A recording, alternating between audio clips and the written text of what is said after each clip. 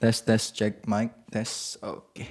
Hai semuanya, di video kali ini aku mau share pengalaman memakai mouse dan keyboard yang bisa bikin video editan kelar lebih cepat. Logitech MX Master 3 dan MX Keys. Dimulai dari konteks dulu biar kebayang yang pakai orangnya kayak gimana. Kedua barang ini tuh udah aku pakai selama kurang lebih 1 tahunan. Kedua barang ini tuh juga bukan barang yang baru keluar juga sebenarnya, dan aku dari dulu tuh udah penasaran banget nyobain sebenarnya. Tapi belum ada kesempatan. Tepatnya karena dulu pakai iMac, otomatis dapat Magic Keyboard dan Magic Mouse. Jadi ya udahlah, keyboard dan mouse juga sama-sama aja. Buat gerak-gerakin cursor sama ditekan-tekan. Paling cuma beda-beda tipis.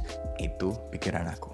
Akhirnya nggak dibeli deh dua barang ini. Sampai akhirnya iMac dijual dan ganti ke MacBook Air M1. Video lengkapnya bisa dilihat di sini. Abis iMac dijual, otomatis aku jadi nggak punya keyboard dan mouse. Dan langsung pakai dua produk ini semenjak itu. Coba kita bahas mulai dari mouse-nya. Banyak banget kelebihan dari mouse ini. Dimulai dari pas dipegang. Bentuknya enak banget, nyaman di tangan. Kalau dibandingin sama Magic Mouse-nya Apple, buset, kayak langit dan bumi. Tempat charge-nya tuh juga ada di depan. Jadi kalau low battery tetap bisa dipakai sambil dicas. Ini baru Magic. Nggak mesti telentang dulu baru bisa dicas. Nggak ada yang Magic dari itu.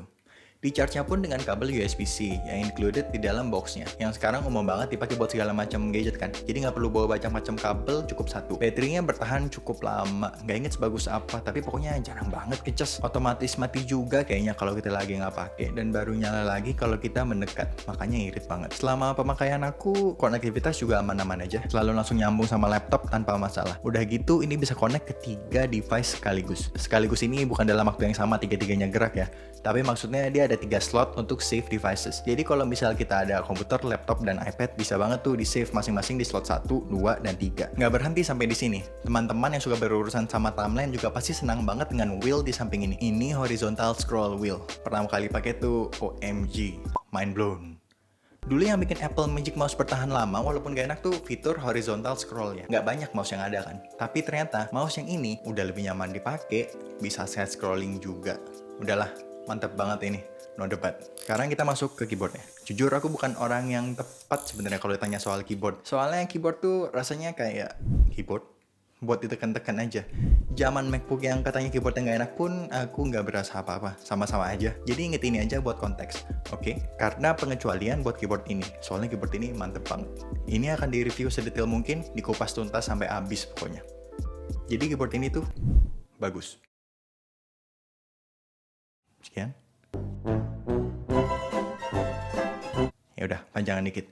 Aku rasanya nyaman-nyaman aja sih selama pakai keyboard ini. Ada lekukan yang katanya bisa ngurangin typo karena membantu menghindari jari kepleset. Tapi aku sih rasanya kalau lagi meleset ya meleset aja. Palingan jadi lebih akurat aja melesetnya. Bisa di-charge dengan USB-C juga sama kayak mouse-nya, dan pastinya tetap bisa dipakai walaupun lagi ngecas. Pas dipakai ngetik pun nggak berisik kayak mechanical keyboard. Entah ini jadi positif atau negatif ya. Kalau buat aku sih jelas ini positif. Apalagi kalau penggunaannya itu sambil zoom. Pernah nggak sih meeting sama orang, terus orangnya yang kita lagi ngomong, dia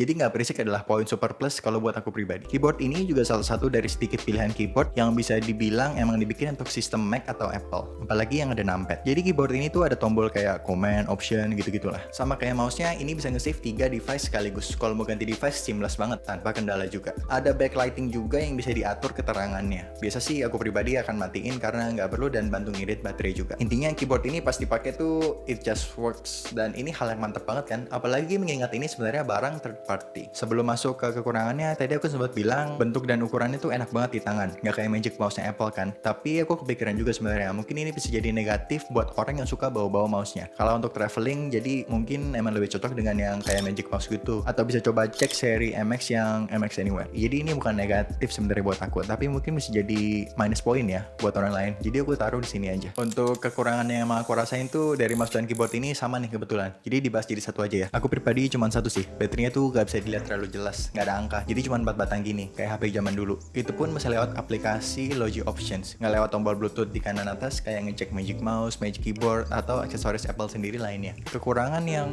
menurut aku pribadi sama sekali nggak fatal sih, karena kedua device ini kan sebenarnya tetap bisa dipakai walaupun sambil dicas. Tapi sesuatu yang mungkin good to know aja. Sorry, ternyata ada satu lagi yang ternyata kurang, hampir ketinggalan. Ini kejadian waktu laptopnya baru nyala. Jadi kedua benda ini, mouse dan keyboard tuh otomatis ke-connect dengan lancar. Tapi setelah kita login, jadi ini nggak bisa dipakai login. Jadi udah ngelewatin bagian yang pilih user dan masukin password itu loh. Udah masuk ke desktop gini, baru dia akan connect. Ini nggak tahu apakah masalah M1 chip atau apa. Nggak fatal atau gimana juga sih kalau buat aku. Kalau ada yang punya solusinya malah mungkin boleh tolong kasih tahu di bawah.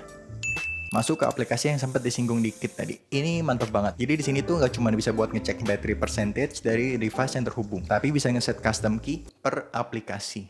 Jadi custom key-nya per aplikasi.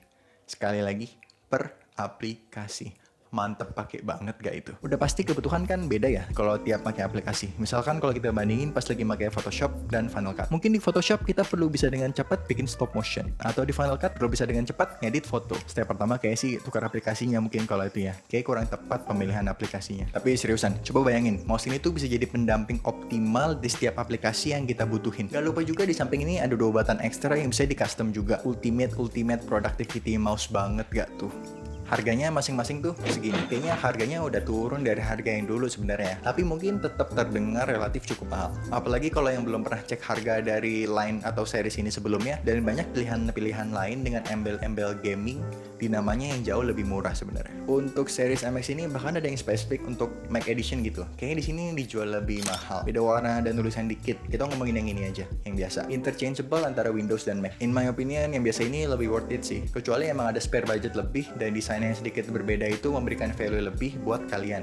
Silakan banget. Setelah pemakaian yang cukup lama, aku bisa dengan yakin bilang kedua barang ini mantep banget sih. Dari segi kenyamanan, battery, konektivitas, semuanya tuh reliable banget pokoknya. Worth every penny. Aku pernah bilang sebelumnya kayaknya, kalau menurut aku tugas teknologi tuh harus get out of the way. Jadi kita mau pakai buat entah A, B, C, D itu kita bisa langsung pakai aja tanpa kendala dan malah ngasih PR. Harus pelajarin ini, pelajarin itu, cari video how to.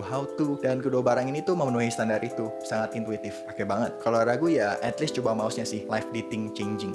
Seperti yang aku bilang di awal, bisa banget ini bikin video editan kita kelar lebih cepat. Soalnya kita jadi bisa ngedit untuk waktu yang lebih lama. Karena mouse dan keyboardnya nyaman banget kan. Bukannya jadi ngedit lebih cepat ya. Kalau ngeditnya lambat ya jadi bisa ngedit dengan kecepatan yang lambat untuk waktu yang lebih lama. Tapi nggak apa-apa. Intinya video editannya tetap kelar dengan lebih cepat kan. Itu aja video kali ini. Terima kasih udah menonton. See you on the next video.